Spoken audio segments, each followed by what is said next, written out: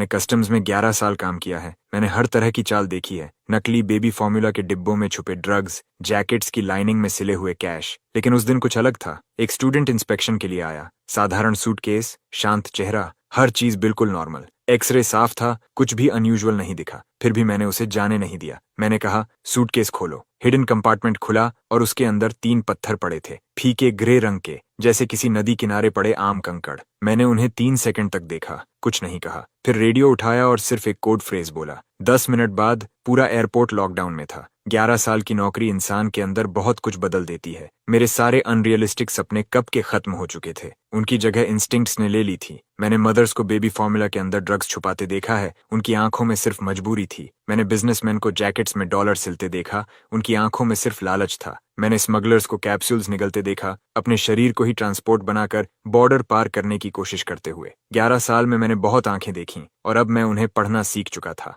आज मेरी ड्यूटी थी टर्मिनल 3 इंटरनेशनल अराइवल्स पर, काउंटर 6। दोपहर के 3 बजे। भीड़ लगातार चल रही थी। तभी एक युवा लड़का सिल्वर सूटकेस लेकर मेरे सामने आया। साधारण सा लड़का, white T shirt, jeans, black framed glasses, बिल्कुल स्टूडेंट जैसा। उसने पासपोर्ट आगे बढ़ाया। कवर बिल्कुल नया था। मैंने खोला। लियो, उम्र 21 साल, कंट्री एच से स्टडीज पूरी करके लौट रहा था। मैंने कहा, वेलकम होम। उसने मुस्कुराकर जवाब दिया, थैंक यू। मैंने कहा, 1 मिनट सर, आपका लगेज एक्सरे से जाएगा। उसने तुरंत सिर हिलाया। कोई इरिटेशन नहीं। खुद सूटकेस बेल्ट पर रख दिया। सब कुछ बहुत परफेक्ट था, शायद जरूरत से ज्यादा परफेक्ट। एक्सरे मॉनिटर पर मैं देख रहा था। कपड़े, किताबें, कुछ स्नैक्स, रेजर, सब कुछ साफ। कोई सस्पिशियस शेप नहीं। एक्सरे देख रहे वेस्ली ने मुझे ओके साइन दिया, लेकिन मेरी नजर लियो पर थी। उसके चेहरे पर हल्की मुस्कान थी, पर उसका बायां अंगूठा बार बार इंडेक्स फिंगर की दूसरी नकल को रगड़ रहा था। बार बार, लगातार। मैंने ये सिग्नल पहले भी देखा था। मुस्कान बाहर की, डर अंदर का। मैंने कहा, सर, आपका लगेज क्लियर है, लेकिन इसे खोलिए।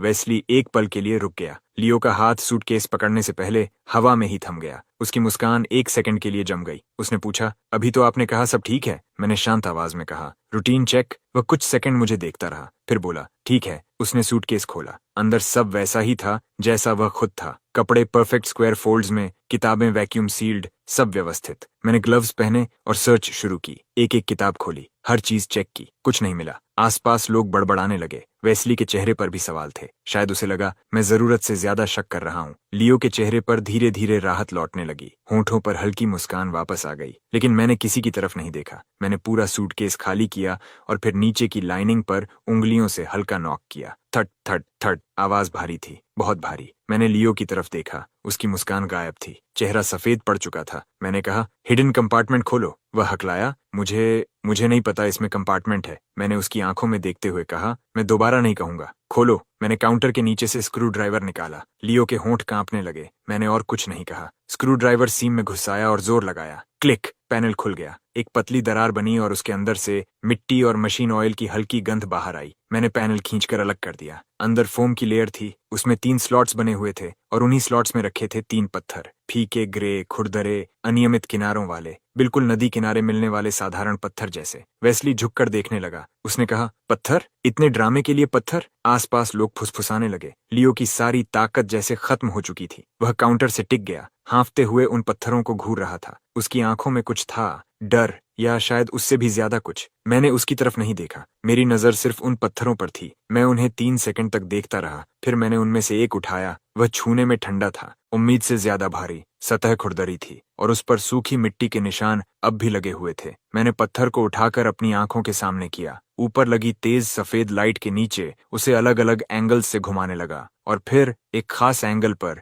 इतना छोटा कि शायद कोई और देख भी न पाता, पत्थर की सतह पर बैंगनी रंग की एक बेहद पतली रेखा चमकी, बाल से भी पतली। एक पल के लिए दिखाई दी और गायब हो गई। उसी क्षण मेरा दिल जैसे नीचे बैठ गया। मैंने पत्थर को धीरे से वापस रखा। बिना एक शब्द बोले मैंने कंधे से रेडियो उठाया और कॉल बटन दबाया। Counter 6, the stone is hard. Radio कुछ सेकंड के लिए शांत हो गया। फिर कैप्टन केविन की आवाज आई, तेज और बिल्कुल सीधी, कॉपी। सिर्फ 10 मिनट बाद टर्मिनल 3 का हर एग्जिट सील कर दिया गया। अचानक पूरे एयरपोर्ट में पियर्सिंग अलार्म्स गूंज उठे। अलार्म बजते ही इंस्पेक्शन हॉल फट पड़ा। लोग चीखने लगे, बच्चे रोने लगे। स्पीकर्स पर इमरजेंसी इवैक्यूएशन अनाउंसमेंट्स लगातार चलने लगे। हर तरफ अफरा तफरी मच गई। लियो वहीं फर्श पर गिर गया। उसके चेहरे से खून जैसे गायब हो चुका था, लेकिन मैंने उसकी तरफ देखा तक नहीं। सबसे पहले मैंने तीनों पत्थर वापस कंपार्टमेंट में रखे, पैनल बंद किया। सूटकेस बंद किया और उसके ऊपर एविडेंस सील लगा दी। तभी पूरी तरह आर्म्ड एयरपोर्ट टैक्टिकल पुलिस अंदर घुस आई। उन्होंने पूरे एरिया को घेर लिया। कोई नहीं हिलेगा, सब वहीं खड़े रहो। उनकी आवाजें पूरे शोर को चीरती हुई निकल रही थीं।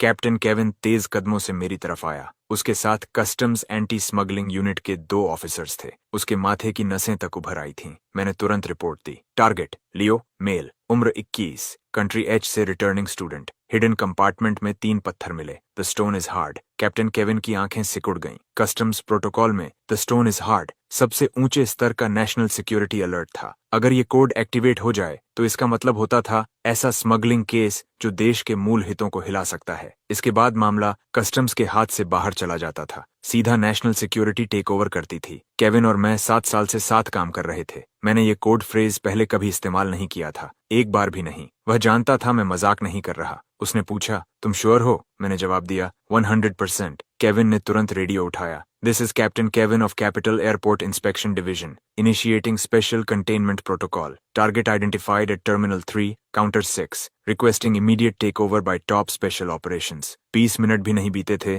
कि रिस्ट्रिक्टेड रूट से 3 काली सिडैन्स सीधे टारमैक पर आकर रुकीं। उनमें से सूट्स पहने लोग उतरे। सबकी आंखें तेज थीं। सबसे आगे एक लगभग 30 साल की महिला थी। उसकी नजर ब्लेड जैसी थी। उसके कपड़ों पर कोई बैज नहीं था, लेकिन जैसे ही वह उतरी, एयरपोर्ट सिक्योरिटी चीफ आगे बढ़ा और उसे सैल्यूट किया। Selina, top special operations incident commander. Captain Kevin ने इशारा किया। सेलिना ने सीधे पूछा, टारगेट और एविडेंस कहाँ हैं? केविन ने आर्मर्ड व्हीकल की तरफ इशारा किया जहां लियो ले जाया जा रहा था, और दूसरी तरफ मेटल एविडेंस केस की ओर। फिर सेलिना ने पूछा, डिस्कवरी किसने की? मैंने आगे बढ़कर कहा, मैंने। उसकी आंखें कुछ सेकंड तक मुझ पर टिकी रहीं, जैसे मुझे स्कैन कर रही हूं। उसने कहा, सब शुरू से बताओ। मैंने लियो के काउंटर पर आने से लेकर पत्थरों की खोज तक सब बताया। उसकी expressions, thumb movement, suitcase inspection, सब कुछ। सेलिना कुछ सेकंड चुप रही, फिर बोली, तुमने कंपार्टमेंट खोला, पत्थर देखे और सीधा नेशनल सिक्योरिटी बुला ली। थ्रेट क्या था? 3 साधारण पत्थरों को नेशनल सिक्योरिटी थ्रेट मानने का अधिकार तुम्हें किसने दिया? मैंने सिर्फ एक शब्द कहा, इंस्टिंक्ट। उसकी आवाज और ठंडी हो गई। इंस्टिंक्ट? क्या तुम्हें पता है पूरे कैपिटल एयरपोर्ट को बंद करने का इकोनॉमिक डैमेज कितना होगा? कितनी इंटरनेशनल फ्लाइट्स डाइवर्ट हो रही हैं? अगर ये फॉल्स अलार्म निकला तो जिम्मेदारी समझते हो? सवाल गोलियों की तरह आए, लेकिन मैं नहीं हिला। मैंने उसकी आंखों में देखते हुए कहा,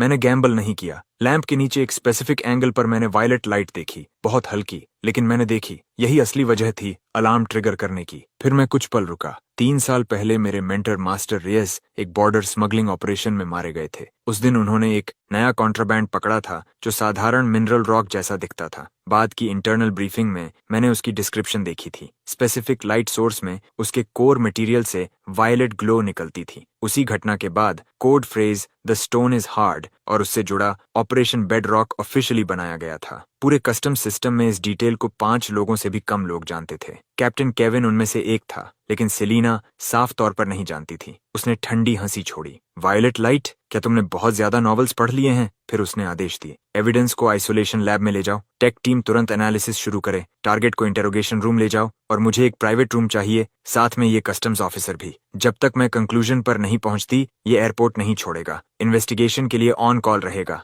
इतना कहकर वह मुड़ी और उसके हील्स की आवाज पूरे फ्लोर पर तेज गूंजती चली गई। कैप्टन केविन ने मेरी तरफ देखा। उसकी आवाज धीमी थी। डेमियन, मैं अपनी यूनिफॉर्म तुम्हारे भरोसे दांव पर लगा रहा हूँ। फिर उसने गहरी सांस ली और चुप हो गया। अगले कुछ घंटे बेहद दर्दनाक थे। मुझे एक छोटे ब्रेक रूम में रखा गया। बाहर 2 ऑफिसर्स गार्ड पर खड़े थे। न फोन, न बाहर से कोई संपर्क। समय जैसे रुक गया था। बाहर रात उतर चुकी थी। टर्मिनल 3 अब भी लॉकडाउन में था। टारमैक खाली पड़ा था, किसी गोस्ट सिटी जैसा। शायद बाहर तूफान मचा हुआ था, लेकिन मेरे अंदर अजीब सी शांति थी। मुझे अपनी आंखों पर भरोसा था और अपने मेंटोर पर उससे भी ज्यादा। करीब आधी रात को दरवाजा जोर से खुला। सेलिना अंदर आई, पहले से भी ज्यादा ठंडी। उसकी आंखों में दबा हुआ गुस्सा जल रहा था। उसने एक फाइल मेरे सामने पटक दी। ऑफिसर डेमियन, बेहतर होगा इसे एक्सप्लेन करो। मैंने फाइल उठाई। Preliminary lab report. आखिरी निष्कर्ष मोटे काले अक्षरों में लिखा था। उसे पढ़ते ही मेरी आंखें फैल गईं। इम्पॉसिबल, सेलिना बोली। मेरी टीम ने लियो से 8 घंटे पूछताछ की। शुरू से आखिर तक एक ही कहानी। कंट्री एच में ट्रैवल करते वक्त नदी किनारे ये पत्थर मिले।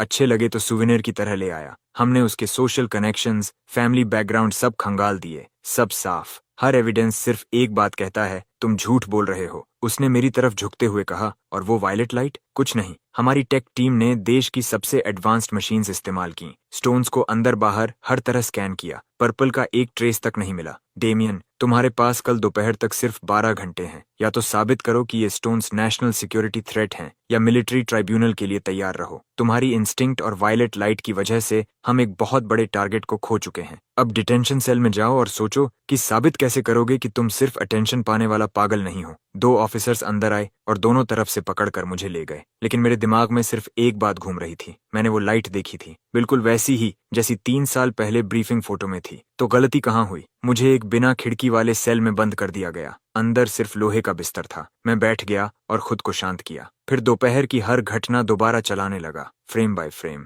लियो, उसका चेहरा, उसकी मूवमेंट्स, उसका बायां हाथ, वो लगातार उंगलियां रगड़ना। और फिर अचानक मुझे याद आया, जब मैंने कंपार्टमेंट खोला और पत्थर देखे, उसकी टेंशन अपने पीक पर थी। लेकिन जब मैंने पत्थर उठाकर लैंप के नीचे देखा, डर के अलावा उसके चेहरे पर कुछ और भी था। अचानक मेरी आंखें खुल गईं। राहत, उसके चेहरे पर राहत थी, लेकिन क्यों? फिर मेरे दिमाग में जैसे बिजली गिरी। उसे राहत इस बात की थी कि मैं गलत लाइट इस्तेमाल कर रहा था। मैं तुरंत उठ खड़ा हुआ। दरवाजा खोलो, मुझे सेलिना से मिलना है, एविडेंस फिर से जांचना है। मुझे पता चल गया क्या गलती हुई। दरवाजे के बाहर कैप्टन केविन खड़ा था। उसका चेहरा थका हुआ था, आंखें लाल थीं। साफ था कि उसने भी नहीं सोया था। उसने सिर्फ कहा, चलो। मैं उसके साथ लंबे कॉरिडोर से गुजरा। चलते हुए उसने कहा, मैंने लैब रिपोर्ट भी पढ़ी। डेमियन, मामला बहुत बड़ा बन चुका है। मैंने तुरंत कहा, कैप्टन, मैंने झूठ नहीं बोला। समस्या स्टोन्स नहीं है, प्रॉब्लम लाइट में है। केविन रुक गया। कौन सी लाइट? मैंने गहरी सांस ली। मैंने मास्टर रेस केस की ब्रीफिंग 10 बार से ज्यादा पढ़ी है। रिपोर्ट में साफ लिखा था कि वायलेट ग्लो किसी भी लाइट में नहीं दिखती, सिर्फ एक specific narrow band light source पर रिएक्ट करती है। वो वेवलेंथ उस समय हमारी कंट्री के क्लासिफाइड एक्सपेरिमेंट का हिस्सा थी, पूरी तरह सीक्रेट ऑप्टिकल फ्रीक्वेंसी। कोई नॉर्मल डिटेक्शन इक्विपमेंट उसे ट्यून नहीं कर सकता। इसलिए सबको सिर्फ 3 बेकार पत्थर दिखाई दिए। कैप्टन केविन वहीं रुक गया। वह घूमा और सीधा मेरी आंखों में देखने लगा। कितने श्योर हो? मैंने बिना एक पल गंवाए कहा, 100%। केविन कुछ सेकंड तक चुप रहा। फिर उसने एन्क्रिप्टेड फोन निकाला और दोबारा सिक्योर लाइन मिलाई। इस बार उसने कुछ नहीं जोड़ा, सिर्फ मेरी बात वर्ड बाय वर्ड दोहरा दी। और दूसरी तरफ अचानक पूरी खामोशी छा गई। फिर लंबी खामोशी के बाद सेलिना की बर्फ जैसी ठंडी आवाज सुनाई दी, उसे एक मौका दो, मैं आइसोलेशन लैब में मिलती हूँ। आइसोलेशन लैब के अंदर हवा इतनी भारी थी जैसे उसे महसूस किया जा सकता हो। तीनों पत्थर सफेद वर्कबेंच पर रखे थे। व्हाइट लैब कोट्स पहने टेक्नीशियंस एक तरफ खड़े थे। उनकी आंखों में शक और तिरस्कार साफ दिखाई दे रहा था। सेलिना कमरे के कोने में खड़ी थी, हाथ बांधे हुए। डेमियन, शुरू करो, मैंने सीधा कहा। मुझे एक ट्यूनेबल लेजर एमिटर चाहिए जिसकी वेवलेंथ डीप अल्ट्रावायलेट तक जाए। एक टेक्नीशियन हंस पड़ा।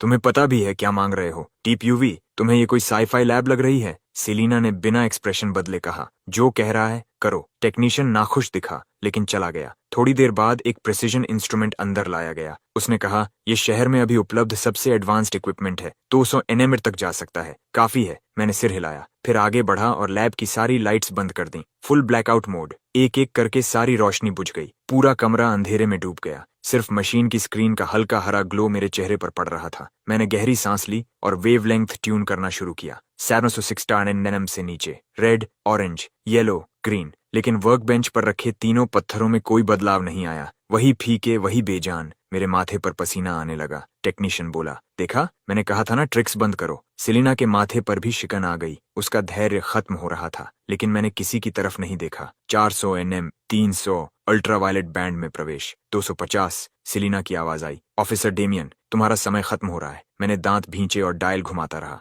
फिर अचानक इंडिकेटर एक संख्या पर आकर रुका, 217.3 नैनोमीटर्स। मेरा हाथ वहीं जम गया। यही नंबर था, वही नंबर जो मैंने 3 साल पहले मास्टर रेस की रिपोर्ट में देखा था, एक्सपेरिमेंटल पैरामीटर के रूप में चिन्हित। मैंने धीरे से सिर उठाया और वर्कबेंच की तरफ देखा, और फिर चमत्कार हुआ। उस खास यूवी बीम के नीचे तीनों साधारण पत्थर जीवित हो उठे। उनके अंदर रोशनी जगमगाने लगी। बैंगनी रंग की अनगिनत नाजुक किरणें उनके भीतर बह रही थीं, जैसे पूरा गैलेक्सी अंदर घूम रहा हो। वो पत्थर नहीं थे, वो मानो रोशनी से बना एक छोटा ब्रह्मांड थे। पूरी लैब में सन्नाटा छा गया। कोई कुछ नहीं बोल पाया। टेक्नीशियंस के मुंह खुले रह गए, आंखें बाहर निकलने को थीं। कोने में खड़ी सेलिना अचानक तेजी से आगे बढ़ी। वह वर्कबेंच तक पहुंची और उन पत्थरों को ऐसे देखने लगी जैसे वे जीवित हों। उसकी आंखों में शौक और अविश्वास साफ था। वह पलटी और मुझे घूरने लगी। अब उसके चेहरे पर तिरस्कार नहीं था, सिर्फ सदमा और हल्का डर। उसने पूछा, तुम्हें इस वेवलेंथ के बारे में कैसे पता? ये top tier national optical secret है। उसी पल उसकी इनक्रिप्टेड फोन जोर से बज उठी। उसने जल्दी से उठाया।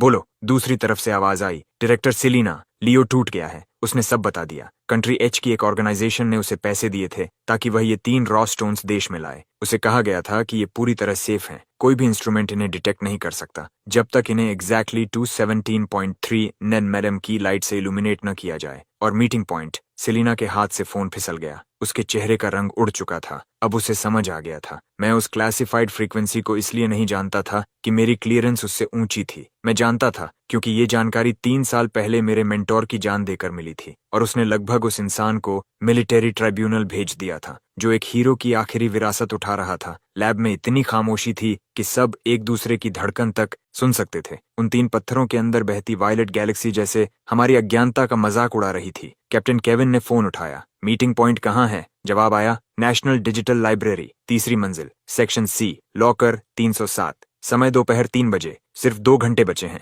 केविन ने फोन रखा और सेलिना की तरफ देखा, लेकिन सेलिना मुझे देख रही थी। उसकी आंखों में अब बहुत कुछ था, शक, अविश्वास, पछतावा और हल्का सम्मान। फिर उसने धीरे से खुद को सीधा किया और मेरे सामने गहरा फॉर्मल बो किया। नेशनल सिक्योरिटी की एक सीनियर ऑफिसर एक साधारण कस्टम्स ऑफिसर के सामने झुक रही थी। आसपास खड़े टेक्नीशियंस और एंटी स्मगलिंग ऑफिसर्स पूरी तरह स्तब्ध थे, लेकिन मैं एक कदम भी पीछे नहीं हटा। मैंने सेलिना की माफी शांत चेहरे के साथ स्वीकार की, क्योंकि मैं जानता था वो मुझसे माफी नहीं मांग रही थी। वो मेरे मेंटोर मास्टर रेयस से माफी मांग रही थी, उस इंसान से जिसने 3 साल पहले इस राज की कीमत अपनी जान देकर चुकाई थी। मैंने सिर्फ इतना कहा, अभी भावनाओं का समय नहीं है, हमारे पास सिर्फ 1 घंटा 50 मिनट बचे हैं। एक ही वाक्य ने सेलिना को फिर से वास्तविकता में खींच लिया। उसकी आंखें दोबारा तलवार जैसी तेज हो गईं। वह तुरंत मुड़ी और आदेश देने लगी, टेक टीम, तीनों स्टोन्स को top grade energy isolation containment box में सील करो। ट्रांसपोर्ट की तैयारी करो। Captain Kevin,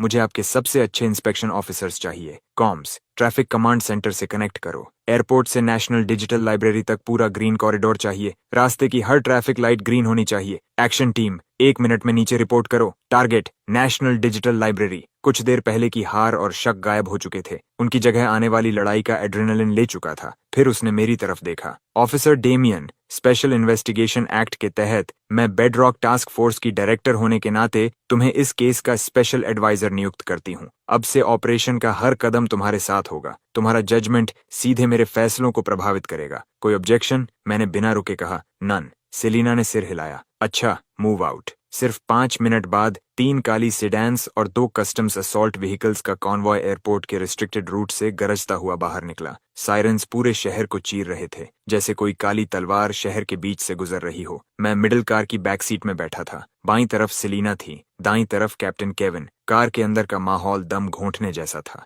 Selina encrypted tablet में तेजी से फाइल्स स्क्रॉल कर रही थी। लियो ने सब कबूल लिया। वह सिर्फ करियर था, सबसे बाहरी मोहरा। उसे पैसे देकर इस्तेमाल किया गया। जिस ऑर्गेनाइजेशन ने उसे भर्ती किया वह खुद को आर्क कहती है, एक बेहद सीक्रेटिव इंटरनेशनल ऑर्गेनाइजेशन। हमारे पास उसका कोई रिकॉर्ड नहीं। उनका लक्ष्य था किसी भी कीमत पर इन रॉ स्टोन्स को देश में पहुंचाना। केविन ने पूछा, ये चीज आखिर है क्या? सेलिना ने सिर हिलाया। पता नहीं, नेशनल सिक्योरिटी डेटाबेस में इन स्टोन्स का कोई रिकॉर्ड नहीं, जैसे ये कहीं से अचानक आ गए हों। कुछ पल बाद उसने और कहा, लियो के मुताबिक आर्क ने उसे बताया कि ये स्टोन्स हेवन का गिफ्ट हैं, गॉड की, ऐसी चीज जो दुनिया बदल सकती है। गॉड की। मैंने खिड़की से बाहर गुजरती सड़कों को देखा। मेरे सीने का बोझ और भारी हो गया। मुझे लगातार महसूस हो रहा था कि ये सिर्फ स्मगलिंग नहीं है। मैंने धीरे से कहा, जो भी है इसे हैंडलर तक नहीं पहुंचने देना चाहिए। सेलिना ने मेरी तरफ देखा। उसकी आंखों में पहली बार अप्रूवल की झलक थी। सही कहा, मैंने मैक्सिमम कैप्चर प्रोटोकॉल एक्टिवेट कर दिया है। पूरी डिजिटल लाइब्रेरी अब एक जाल है। जैसे ही हैंडलर सामने आएगा,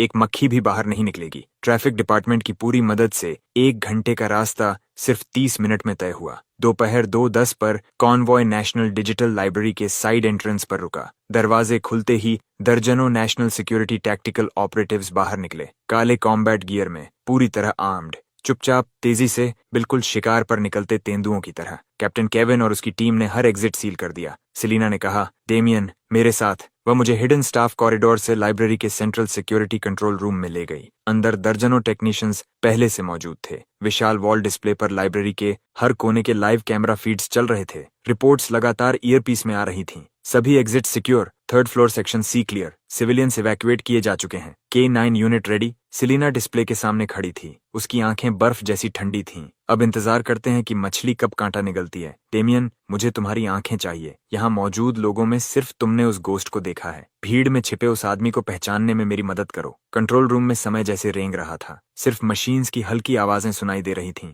हर नस धनुष की डोरी की तरह खींची हुई थी। दीवार पर लगी घड़ी के लाल अंक धीरे धीरे बदल रहे थे, लेकिन हर सेकंड ऐसा लग रहा था जैसे किसी काउंटडाउन बॉम्ब की टिक टिक सीधे दिल पर चोट कर रही हो। स्केड्यूल्ड मीटिंग का समय आ जाता है। स्क्रीन पर थर्ड फ्लोर के सेक्शन सी का एंट्रेंस पूरी तरह खाली था। एक भी इंसान नहीं। टारगेट दिखाई नहीं दिया। सभी टीम्स अलर्ट रहें। रिलैक्स मत होना। उसके चेहरे पर घबराहट नहीं थी, लेकिन रेडियो पकड़ने वाली उंगलियों के नकल्स हल्के सफेद पड़ चुके थे। उसकी टेंशन साफ दिख रही थी। मैं भी स्क्रीन को घूर रहा था। हैंडलर आखिर आएगा कैसे? शार्प सूट पहने किसी आदमी की तरह, या किसी साधारण क्लीनर की तरह, या शायद वो आए ही ना और किसी अनजान सिविलियन को रिमोटली यूज करके हैंड ऑफ पूरा करवा दे। मैं खुद को हैंडलर की जगह रखकर हर पॉसिबिलिटी दिमाग में चलाता हूँ। टाइम आगे बढ़ता रहता है। 3:03 PM, फिर भी कुछ नहीं। डायरेक्टर सेलिना, क्या टारगेट आने वाला नहीं? चुप। लियो की गिरफ्तारी एयरपोर्ट के अंदर हुई थी। न्यूज लीक नहीं हुई। उन्हें नहीं पता कुरियर पकड़ा जा चुका है। वो आएंगे। वो अपनी बात पूरी नहीं करती, लेकिन मैं समझ जाता हूँ। जब तक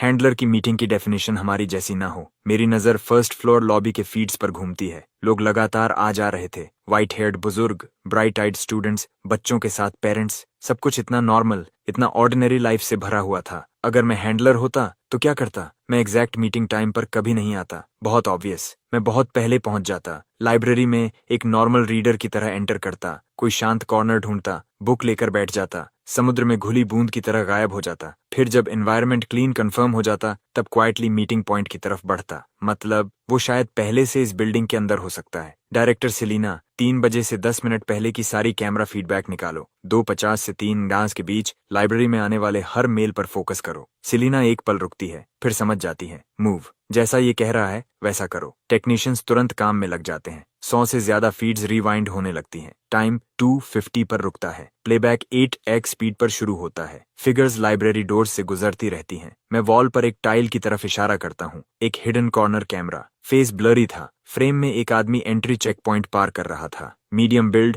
उम्र लगभग 45 से 50। Grey jacket, gold rimmed glasses, हाथ में जर्मन एडिशन की फाउस्ट। बिल्कुल यूनिवर्सिटी प्रोफेसर जैसा। रिसर्च करने आया कोई स्कॉलर। उसका फेस जूम करो, फ्रेम एनलार्ज होती है। एनहांसमेंट के बाद आदमी का चेहरा साफ हो जाता है। एक पूरी तरह ऑर्डिनरी फेस, कोई फीचर नहीं। भीड़ में डालो तो सेकंड में गायब। इसे रन करो। Facial recognition. अभी इसकी पूरी इंफॉर्मेशन चाहिए। नेशनल सिक्योरिटी डेटाबेस चालू हो जाता है। कुछ सेकंड्स बाद रिजल्ट वापस आता है। मिल गया। डायरेक्टर प्रोफेसर चेस, बामबेंड साल, कैपिटल यूनिवर्सिटी में German studies professor, doctoral advisor. Family background और सोशल टाइज पूरी तरह क्लीन। रिकॉर्ड पर एक भी दाग नहीं। नेशनल डिजिटल लाइब्रेरी का long term reader pass holder. हफ्ते में 2-3 बार यहाँ आता है। पूरी हैबिट्स रेगुलर। Perfect identity. अभी location, last position, second floor social sciences reading area, aisle के पास। लाइव फीड मेन स्क्रीन पर डालो। मेन डिस्प्ले पर प्रोफेसर चेस साफ दिखाई देता है। विंडो के पास टेबल पर बैठा चुपचाप पढ़ रहा था। सनलाइट उस पर पड़ रही थी। सामने स्टीमिंग टी का कप।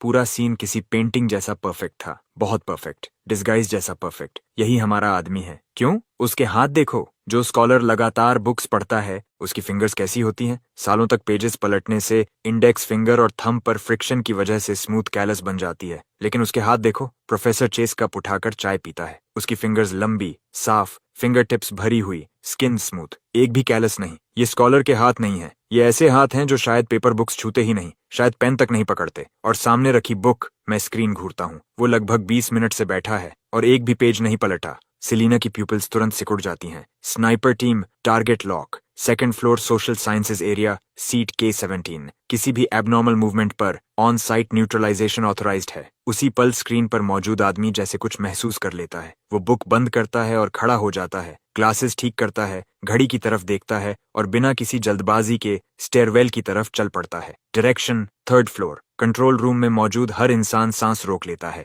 आखिर मछली कांटे पर फंस गई थी। प्रोफेसर चेस बिल्कुल स्टेडी कदमों से चल रहा था। रिलैक्स्ड पोस्चर, जैसे कोई रीडर बुक पढ़कर थक गया हो और ऊपर सीनरी बदलने जा रहा हो। स्टेप बाय स्टेप वो सीढ़ियां चढ़ता है और सेकंड और थर्ड फ्लोर के बीच के मोड़ पर गायब हो जाता है। फिर थर्ड फ्लोर स्टेयरवेल फीड पर दोबारा दिखाई देता है। वो थर्ड फ्लोर पर पहुंचता है, सेक्शन सी रीडिंग एरिया और स्टोरेज जोन के जंक्शन पर। क्लियरेंस प्लान के मुताबिक ये पूरा एरिया खाली होना चाहिए था। प्रोफेसर चेस वहीं रुक जाता है और आसपास देखता है। उसकी आंखें खाली कॉरिडोर पर घूमती हैं। चेहरे पर वही जेंटल स्कॉलर वाला एक्सप्रेशन था, लेकिन आंखें बाज जैसी तेज। वो एनवायरनमेंट कंफर्म कर रहा था कि ये सेफ ड्रॉप पॉइंट है, कोई सेफ दिखने वाला ट्रैप नहीं। कंट्रोल रूम में मौत जैसी खामोशी थी। हर किसी की मुट्ठियां बंधी हुई थीं। डर ऐसा कि कोई छोटी सी आवाज भी स्क्रीन वाले आदमी को अलर्ट न कर दे। टाइम जैसे खिंच गया था। हर सेकंड एक सेंचुरी जैसा लग रहा था। आखिर प्रोफेसर चेस संतुष्ट लगता है। वो आगे बढ़ता है और सीधे सेक्शन सी के लॉकर्स की तरफ चलता है। उसका टारगेट बिल्कुल साफ था, लॉकर 307। वो पॉकेट से एक की निकालता है, लेकिन वो नॉर्मल लॉकर की नहीं थी, एक एंटीक ब्रास की, अजीब शेप वाली। वो उसे लॉकर 307 के की होल में डालता है। मूव! सेलिना की आवाज बर्फ टूटने जैसी क्रैक करती है और हर ईयरपीस में गूंज जाती है। उसके शब्द खत्म भी नहीं होते कि पहले खाली पड़े कॉरिडोर से, बुक शेल्व्स के पीछे से, सीलिंग वेंट से 1 दर्जन से ज्यादा काले फिगर्स निकल आते हैं। नेशनल सिक्योरिटी के एलीट ऑपरेटिव्स, शैडोज से पैदा हुए गोस्ट्स, साइलेंट, लाइटनिंग फास्ट। ऊपर से एक स्पेशलाइज्ड इलेक्ट्रोमैग्नेटिक पल्स नेट गिरता है और प्रोफेसर चेस को पूरी तरह घेर लेता है। चारों तरफ से 1 दर्जन बंदूकें उसकी तरफ उठ जाती हैं। ऑपरेशन शुरू होने से लेकर पूरी तरह दबोचने तक आधा सेकंड भी नहीं लगा। प्रोफेसर चेस की पूरी घुमा भी नहीं पाया था। उसका एक्सप्रेशन फ्रीज हो जाता है। जेंटल स्कॉलर वाला मास्क एक पल में टूट जाता है और उसकी जगह इंटेंस शॉक और अजीब सी मुस्कान ले लेती है। हाँ, वो मुस्कुरा रहा था। दर्जनों गन सिर पर होने के बावजूद वो मुस्कुरा रहा था। प्रोफेसर चेस, आप गिरफ्तार हैं। प्रोफेसर चेस उसकी तरफ देखता तक नहीं। उसकी नजर सबको पार करके सीधे मेरे चेहरे पर आ टिकती है। उसकी आंखें अजीब थीं, न गुस्सा न डर, सिर्फ प्लेफुल अप्रिशिएशन, जैसे कोई हंटर अपने प्रे को देख रहा हो। तो तुम वही कस्टम्स ऑफिसर हो, रॉ स्टोन्स को तुमने पहचान लिया था। इम्प्रेसिव, इसकी उम्मीद नहीं थी। गेट कीपर्स के अलावा अभी भी तुम्हारी जैसी आंखें बची हैं। लगता है आर्क की इंटेलिजेंस अपडेट करनी पड़ेगी। उसे ले जाओ। 2 ऑपरेटिव्स आगे बढ़ते हैं और उसके हाथों में स्पेशलाइज्ड हैंडकफ्स लगा देते हैं। दूसरी टीम बॉडी सर्च शुरू करती है और लॉकर 307 खोलती है। उसके पास जो मिलता है वो बेहद सिंपल था। वॉलेट, कुछ बैंक कार्ड्स, कैश, सबसे पुराना नोकिया फोन जिसमें स्मार्ट फीचर्स तक नहीं, और वो जर्मन कॉपी ऑफ फॉस्ट। न वेपन, न पॉइजन, न कोड बुक। किसी एजेंट के लिए हद से ज्यादा क्लीन। जैसे ही प्रोफेसर चेज मुझे क्रॉस करके ले जाया जा रहा था, वो अचानक रुक जाता है, सिर मेरे कान के करीब लाता है और इतनी धीमी आवाज में फुसफुसाता है कि सिर्फ हम दोनों सुन सकते थे। जब तुम अबिस को घूरते हो, अबिस भी तुम्हें घूरता है। रियल वर्ल्ड में स्वागत है। ऑपरेटिव्स उसे फिर धक्का देकर आगे बढ़ाते हैं। कोल्ड स्वेट मेरी शर्ट भिगो देता है। पैरों से लेकर सिर तक बर्फ जैसी ठंड दौड़ जाती है। ये आदमी मुझे जानता है। वो यहाँ हैंड ऑफ के लिए नहीं आया था। लाइब्रेरी में एंटर करने के पल से शायद उसका टारगेट मैं था। ये एक ट्रैप था, एक डेथ ट्रैप मेरे लिए। लेकिन अब बहुत देर हो चुकी थी। जैसे ही प्रोफेसर चेस का शरीर एलिवेटर में धकेला जाने वाला होता है, उसकी गर्दन अचानक ऐसे एंगल पर मुड़ती है जैसा इंसानी शरीर कर ही नहीं सकता। हड्डी टूटने की तेज क्रैक। उसने खुद अपनी गर्दन तोड़ ली। उसका शरीर सीधा जमीन पर गिर जाता है और चेहरे पर वही जीत वाली मुस्कान जमी रहती है। सब कुछ पलक झपकते हो गया। हर कोई स्टन्ड था, डेड। और ऐसे ही हमारी इकलौती लीड ने सबके सामने अपनी जान ले ली। इतनी एब्सोल्यूट रिजॉल्व के साथ, इतने इम्पॉसिबल तरीके से। पूरा सीन मौत जैसी खामोशी में डूब गया। बुक चेक करो। अचानक मेरे दिमाग में कुछ क्लिक करता है। मैं एविडेंस बैग से फाउस्ट निकालता हूँ और पागलों की तरह पेजेस पलटने लगता हूँ। कोई हिडन कंपार्टमेंट नहीं, कोई मार्किंग्स नहीं, बस एक ऑर्डिनरी प्रिंटेड बुक। लेकिन जैसे ही मैं आखिरी पेज पर पहुंचता हूँ, मेरी प्यूपिल्स सिकुड़ जाती हैं। कॉपीराइट पेज के नीचे पब्लिकेशन डेट के पास हल्की पेंसिल राइटिंग थी, लगभग मिट चुकी। नंबर्स की एक स्ट्रिंग, पेज नंबर नहीं, कोड भी नहीं, कोऑर्डिनेट्स, लैटिट्यूड और लॉन्जिट्यूड। मैं बुक उठाकर सेलिना को दिखाता हूँ। उसकी आंखें नंबर्स पर टिक जाती हैं और तुरंत तेज हो जाती हैं। इस कोऑर्डिनेट को लॉक डाउन करो अभी। टेक टीम तुरंत एक्शन में आ जाती है। मेन डिस्प्ले पलटकर जायंट सैटेलाइट मैप बन जाता है। मैप पर एक रेड डॉट ब्लिंक करने लगता है। सेलेना स्क्रीन के पास जाती है और उसे घूरती रहती है। ये जगह कहाँ है? टेक्नीशियन तेजी से जूम करता है। डॉट सिटी आउटस्कर्ट्स की एंडलेस माउंटेन्स के बीच था। Director coordinate Kunlun biological research center की तरफ पॉइंट कर रहा है। Kunlun biological research center. Selina का शरीर झटके से हिलता है। वो गिरने से बचने के लिए टेबल पकड़ लेती है। उसकी नजरें रेड डॉट पर जम जाती हैं, जैसे उसे जलाकर खत्म कर देना चाहती हूँ। क्या ये वही सीक्रेट बेस नहीं जो 10 साल पहले अबैंडन हुआ था? कोऑर्डिनेट वहां क्यों जा रहा है? कंट्रोल रूम दोबारा खामोश हो जाता है। Kunlun biological research center. National security के लोगों के लिए ये नाम टैबू था। सील्ड सीक्रेट्स, नेशन के सबसे क्लासिफाइड एक्सपेरिमेंट्स, वो चीजें जिनका नाम कोई नहीं लेता। 10 साल पहले अचानक डिजास्टर के बाद उस बेस को ऑफिशियली अबैंडन्ड घोषित कर दिया गया था। उससे जुड़ी हर फाइल हाईएस्ट लेवल क्लासिफिकेशन में परमानेंटली सील कर दी गई थी। नाम तक लेना बंद। और अब प्रोफेसर चेज मरने से पहले आखिरी क्लू वहीं छोड़ गया था। मैं मैप पर माउंटेन्स से घिरे उस रेड डॉट को घूरता हूँ। मेरा इंस्टिंक्ट चिल्ला रहा था, ये हमारी सोच से कहीं ज्यादा गहरा है। सेलिना की आंखें फिर शार्प हो जाती हैं, लेकिन इस बार उनमें डाउट नहीं था, सिर्फ ट्रस्ट। डेमियन, 3 साल पहले वाला मिशन याद है, जब तुम्हारे मेंटोर मास्टर रेस मारे गए थे? इंटरसेप्टेड कॉन्ट्राबैंड के रिपोर्ट में ओरिजिन के बारे में क्या कहा गया था? मैं कुछ पल सोचता हूँ। ऑफिशियल रिपोर्ट कहती थी शिपमेंट फॉरेन सीक्रेट चैनल से आया था, लेकिन इंटरनल ब्रीफिंग में मास्टर रेस ने कहा था कि इंटेलिजेंस फ्रैगमेंट्स के हिसाब से शिपमेंट का फाइनल डेस्टिनेशन कुन माउंटेन रेंज के आसपास का सीक्रेट बेस था। मेरे शब्द खत्म होते ही सेलिना का चेहरा पूरी तरह बदल जाता है। कमांड, मैं बेडरॉक टास्क फोर्स की डायरेक्टर सेलिना बोल रही हूँ। Highest level emergency response activate करो। Target Kunlun biological research center. उसकी आवाज पूरे कमरे में गूंजती है। प्रोफेसर चेज ने सिंपल कोऑर्डिनेट नहीं छोड़ा, उसने पेंडोरास बॉक्स छोड़ दिया है। मुझे कमांड से जोड़ो। हेलीकॉप्टर चाहिए अभी। नियरेस्ट मिलिट्री यूनिट्स को मोबिलाइज करो। कुनलून बायोलॉजिकल रिसर्च सेंटर के आसपास पूरा एरिया सील कर दो। कोई अंदर नहीं, कोई बाहर नहीं। फैसिलिटी से जुड़ी सारी क्लासिफाइड फाइल्स अनसील करके मेरे एन्क्रिप्टेड टर्मिनल पर भेजो। रेडियो चैनल पर अर्जेंट कॉन्फर्मेशंस लगातार वापस आने लगते हैं। उसी पल पूरी नेशनल सिक्योरिटी मशीन जाग उठती है। सेलिना रेडियो नीचे रखती है। उसकी आंखें बर्फ जैसी ठंडी हो चुकी थीं। डेमियन, शायद हम किसी ऐसे मेलस्ट्रॉम में घुस गए हैं जिसकी कल्पना भी नहीं की थी। प्रोफेसर चेस की मौत एंड नहीं थी, बिगिनिंग थी। उसकी नजर फिर स्क्रीन पर जाती है, उस रेड डॉट पर, जैसे वहां कोई इनविजिबल चीज जाग रही हो। 10 मिनट बाद military helicopter national digital library की रूफटॉप पैड पर उतरता है। रोटर ब्लेड्स की गूंज पूरी रात को हिला देती है। सेलिना, कैप्टन केविन और मैं हेलीकॉप्टर में चढ़ जाते हैं। कैबिन डोर सील हो जाता है। चॉपर हवा में उठता है, तेजी से ऊपर जाता हुआ।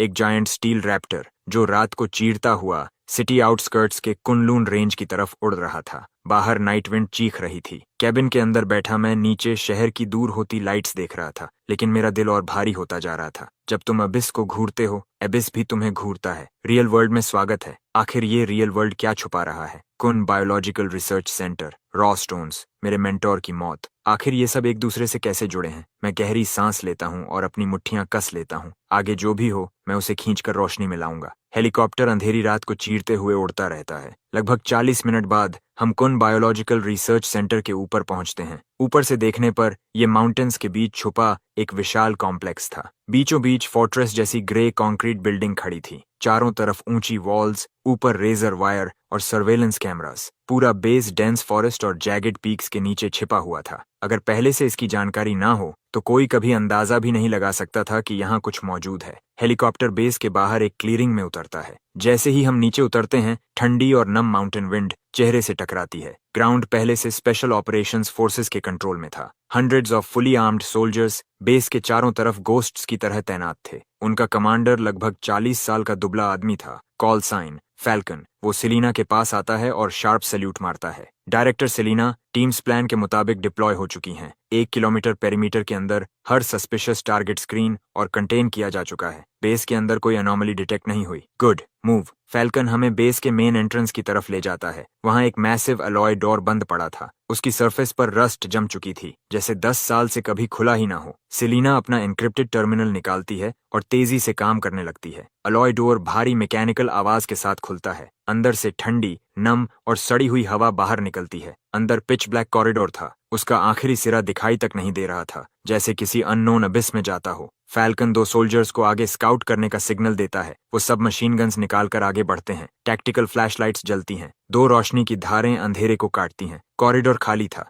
सिर्फ फेडेड वार्निंग साइंस दीवारों पर लटके थे। Do not enter. सेलिना हाथ हिलाती है और हम अंदर बढ़ते हैं। बेस अंदर से बाहर से कहीं ज्यादा बड़ा था। कॉरिडोर के दोनों तरफ सील्ड लेबोरेटरी डोर्स थे। उन पर वार्निंग लेबल्स की भरमार थी। Biohazard, high risk experiment, unauthorised personnel do not approach. 10 साल की वीरानी ने हर चीज को सड़ा दिया था। दीवारों और पाइप्स पर मोटी डस्ट जमी थी, फ्लोर पर मॉस उगाई थी। तभी एक सोल्जर बोलता है, सर इस डोर को प्राई किया गया लगता है। सेलिना तुरंत आगे बढ़ती है। ये डोर बाकी डोर्स से नया लग रहा था और लॉक एरिया साफ डैमेज था। फैल्कन ब्रीच का सिग्नल देता है। जोरदार क्रैश के साथ डोर तोड़ दिया जाता है। अंदर एक विशाल लेबोरेटरी थी। उसके बीचों बीच एक मैसिव मेटल कल्चर चेंबर खड़ा था। चेंबर के अंदर एम्बर लिक्विड भरा हुआ था और उस लिक्विड में डूबा हुआ एक इरेगुलर ऑब्जेक्ट, कुछ ऐसा जो एयरपोर्ट पर मिले रॉ स्टोन्स जैसा दिख रहा था। लेकिन ये कहीं बड़ा था, लगभग आधे इंसान जितना ऊंचा, जैसे कोई विशाल बदसूरत ट्यूमर शांति से फ्लूइड में तैर रहा हो। उसके चारों तरफ डेंस ट्यूब्स और केबल्स जुड़े हुए थे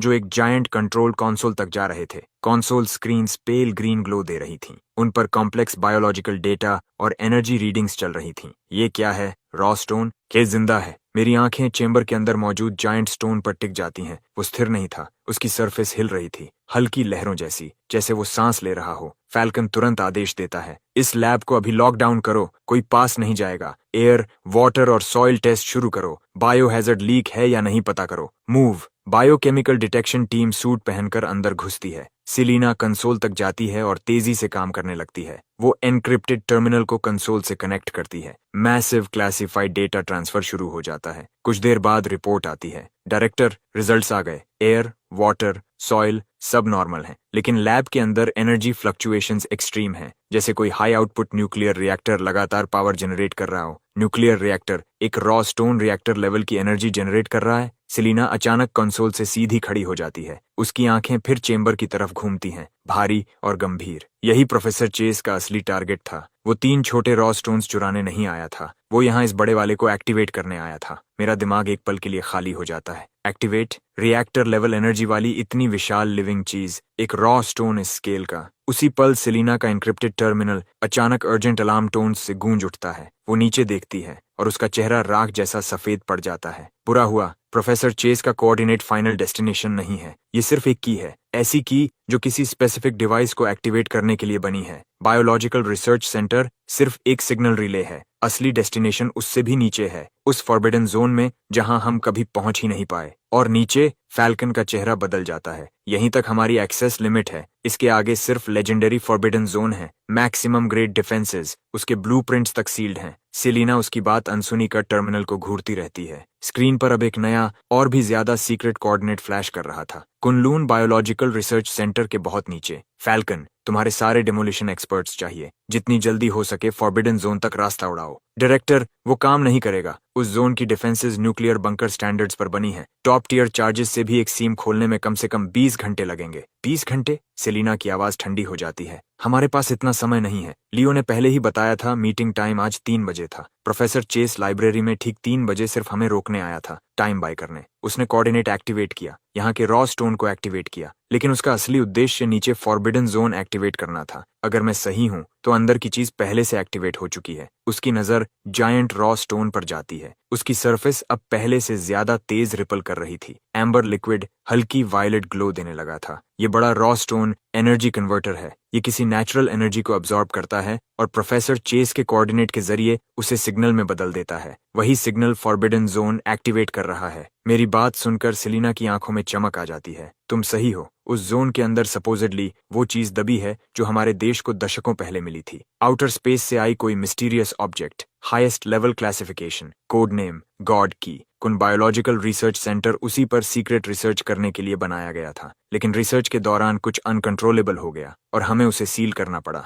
मेरी सांस अटक जाती है। प्रोफेसर चेस का हेवन का गिफ्ट और गॉड की वही है। सब कुछ अचानक क्लियर हो जाता है। तो आर्क रॉ स्टोन्स नहीं चाहता, उन्हें गॉड की चाहिए। रॉ स्टोन सिर्फ एनर्जी सेल्स हैं उसे स्टार्ट करने के लिए। लियो कुरियर था, प्रोफेसर चेस एक्टिवेटर। उनका असली गोल रॉ स्टोन से नीचे दबी गॉड की को अवेकन करना था। अगर गॉड की जाग गई, मैं बात अधूरी छोड़ देता हूँ, क्योंकि आगे का मतलब कोई सोच भी नहीं सकता था। तो सब कुछ खत्म हो सकता है। क्या अंदर जाने का कोई और रास्ता है? कुछ सेकंड की खामोशी के बाद सेलिना बोलती है। 10 साल पहले डिजास्टर के बाद अगर जोन में कुछ अनकंट्रोल्ड म्यूटेशन हो जाए, इसके लिए हमने एक इमरजेंसी सेल्फ डिस्ट्रक्शन पैसेज बनाया था। उस पैसेज से हाई एनर्जी मटेरियल इंजेक्ट करके अंदर की हर चीज पूरी तरह डिस्ट्रॉय की जा सकती है, लेकिन वो रुकती है। वो वन वे है, जो अंदर जाता है वापस नहीं आता और अंदर ट्रैप्स और डिफेंसेस भरे हैं। कभी फील्ड टेस्ट भी नहीं हुआ, कोई कभी पार नहीं गया। मैं सिलीना की तरफ देखता हूँ। मुझे वहां ले चलो डायरेक्टर, फैल्कन तुरंत बोल पड़ता है। आप नहीं जा सकती, आप टास्क फोर्स डायरेक्टर हैं। लेकिन सिलीना उसे रोक देती है। मैं डायरेक्टर हूँ, मेरी क्लियरेंस यहाँ सबसे ऊंची है। सिर्फ मैं सारे अलार्म्स और सेफ गार्ड्स डिसेबल कर सकती हूँ। सिर्फ मैं तुम्हें अंदर पहुंचा सकती हूँ। डेमियन, वो मेरी तरफ देखती है। मेरे साथ चलो, मुझे तुम्हारा इंस्टिंक्ट चाहिए, तुम्हारी आंखें चाहिए। मैं धीरे से सिर हिलाता हूँ। समझ गया, ये अब सिर्फ मेरे बारे में नहीं था, देश, लोग, सबकी सेफ्टी की बात थी। फैल्कन की आंखों में सम्मान की हल्की चमक उभरती है। वो कुछ नहीं कहता, बस हमें बेस के और भी गहरे हिस्से में एक हिडन कॉर्नर तक ले जाता है। वहां एक अलॉय डोर खड़ा था जो आसपास की दीवार से अलग ही नहीं दिख रहा था। सिलीना के एन्क्रिप्टेड कमांड पर डोर धीरे धीरे खुलता है और उसके पीछे एक पैसेज दिखाई देता है, पहले से ज्यादा गहरा, ज्यादा अंधेरा, ज्यादा ठंडा। एंट्रेंस पर एक लाल वार्निंग साइन लगा था, no entry for the living. मैं गहरी सांस लेता हूँ और सिलीना की तरफ देखता हूँ। उसका चेहरा डरावनी हद तक शांत था। चलो, और मैं उसके पीछे अंदर कदम रख देता हूँ। कैप्टन केविन और फैल्कन बाकी सोल्जर्स के साथ एंट्रेंस पर पोजीशन संभाल लेते हैं। डोर बंद होने से पहले सिलीना आखिरी बार बोलती है, ध्यान से सुनो, जो भी हो, मेरे ऑर्डर के बिना कोई पास नहीं आएगा, कोई अंदर नहीं आएगा। रूल तोड़ने वालों को देखते ही गोली मार दी जाएगी। एलॉय डोर धीरे धीरे हमारे पीछे सील हो जाता है। उसी पल हमारा बाहर की दुनिया से हर कनेक्शन कट जाता है। अननोन डार्कनेस हमें पूरी तरह निगल लेती है। अब सिर्फ हमारी अपनी हार्ट बीट सुनाई दे रही थी और मौत जैसी घुटन भरी गंध बढ़ती जा रही थी। यही फॉरबिडन जोन था। एलॉय डोर ने बाहर की दुनिया से हर रिश्ता काट दिया था। डार्कनेस मोटी काली स्याही की तरह चारों तरफ लिपटी हुई थी, ठंडी, नम और रस्टेड मेटल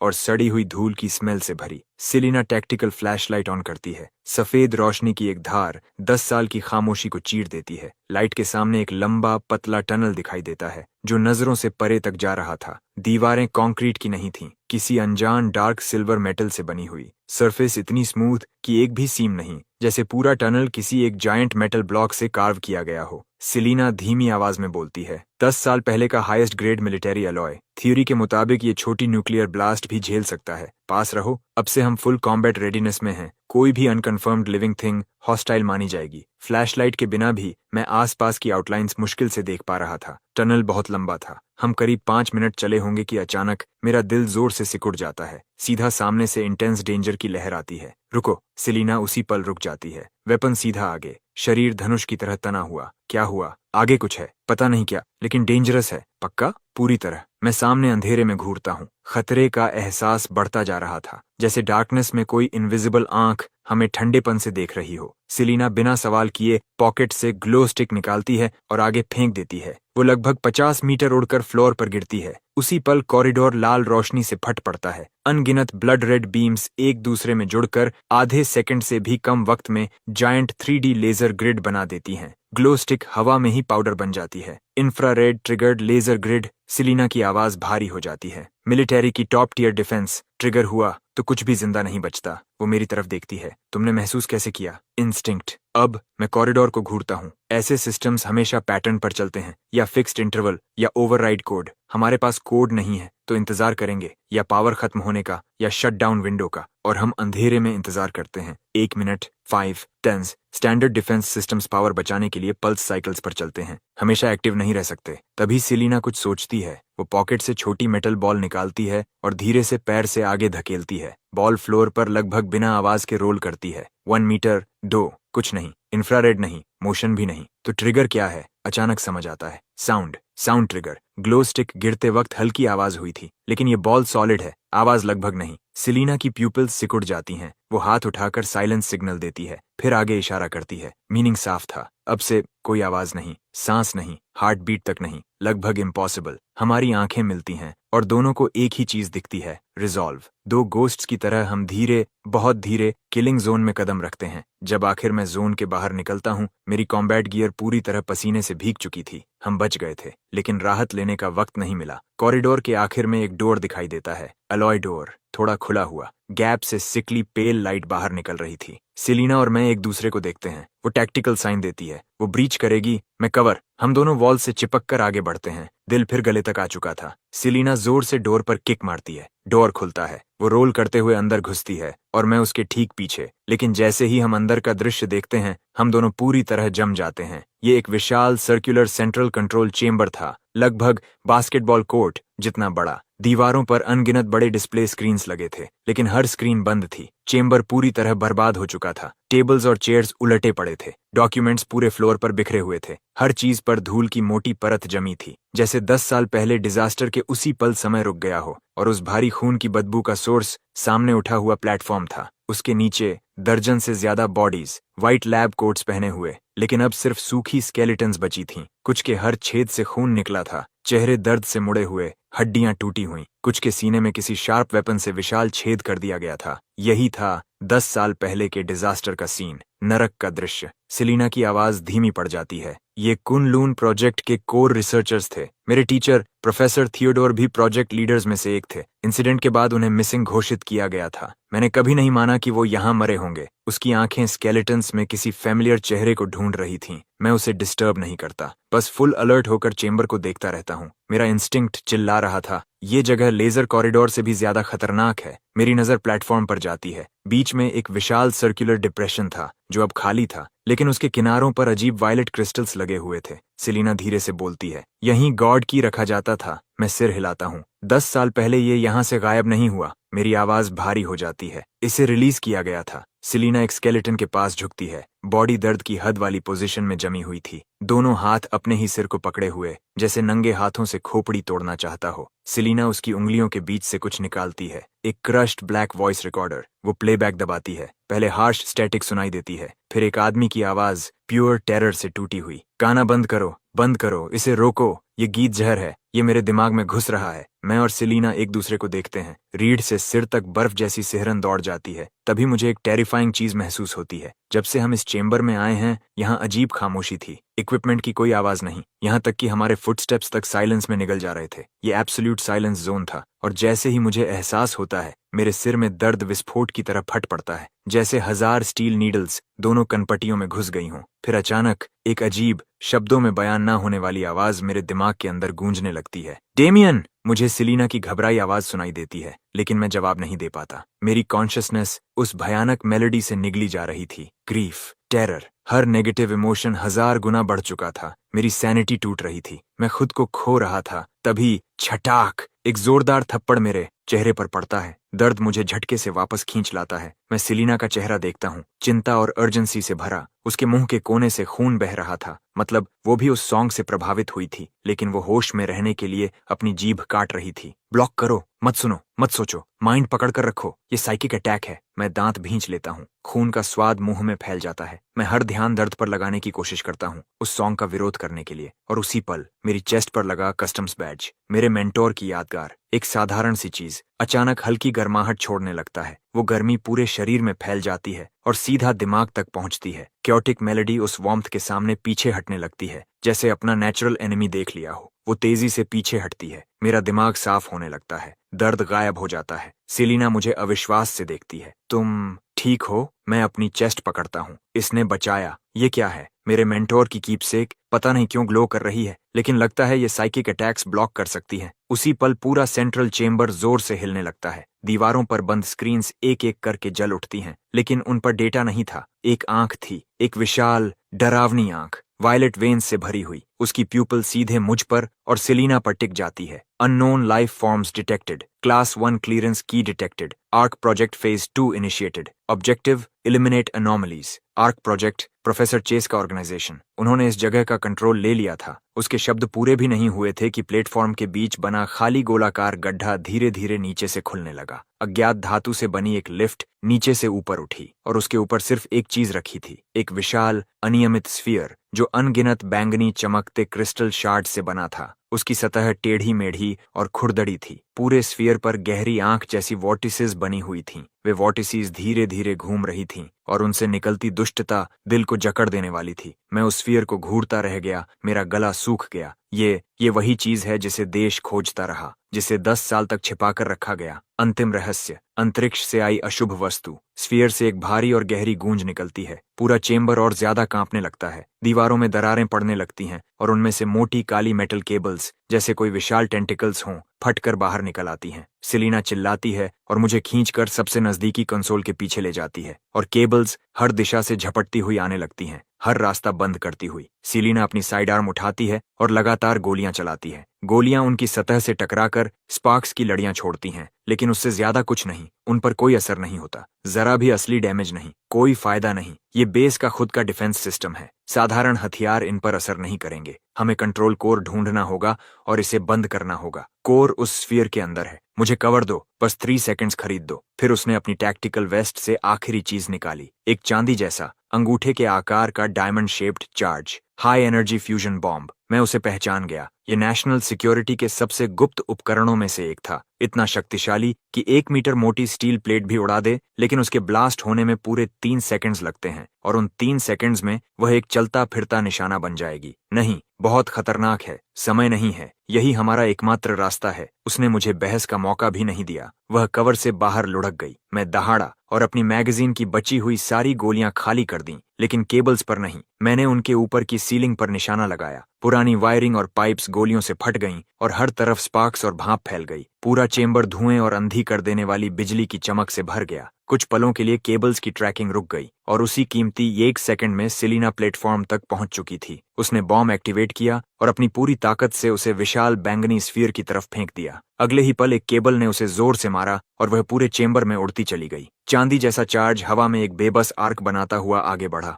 उस पल जैसे समय रुक गया। फिर कान फाड़ देने वाला धमाका, एक विनाशकारी शॉक वेव फूटी। ऐसा लगा जैसे किसी तेज रफ्तार ट्रेन ने सीधे आकर टक्कर मार दी हो। मेरा शरीर हवा में उछला और फिर जमीन पर जा गिरा। उसके बाद सब अंधेरा हो गया। मुझे लगा मैंने देखा कि ब्लास्ट के केंद्र में मौजूद विशाल बैंगनी स्फीयर नष्ट नहीं हुआ। उसकी सतह सिर्फ टूटी थी, बस एक दरार, और उस दरार से धीरे धीरे ऊर्जा बह रही थी। ऐसी ऊर्जा जो किसी भी अबिस से ज्यादा अंधेरी थी, अंतरिक्ष के खालीपन से भी ज्यादा शुद्ध, बैंगनी काली। दुनिया की आखिरी तस्वीर जो मैंने देखी वो थी हर स्क्रीन पर फैली हुई वह विशाल आंख। मुझे नहीं पता मैं कितनी देर बेहोश रहा, शायद 1 मिनट, शायद एक सदी। तेज घंटी जैसी आवाज और जलाने वाले दर्द के बीच मेरी चेतना वापस मेरे शरीर में घसीटी गई। मैं जाग गया। मैंने आंखें खोलने की कोशिश की। सब धुंधला था। काले धब्बे मेरी नजर के सामने तैर रहे थे। मैंने चेहरा छूने के लिए हाथ उठाने की कोशिश की, लेकिन मेरी बांह शीशे जितनी भारी थी। शरीर की हर छोटी हरकत मांसपेशियों को फाड़ रही थी। हर तरफ दर्द दौड़ रहा था। आखिर मैं गिरी हुई मेटल प्लेट का सहारा लेकर किसी तरह बैठ पाया।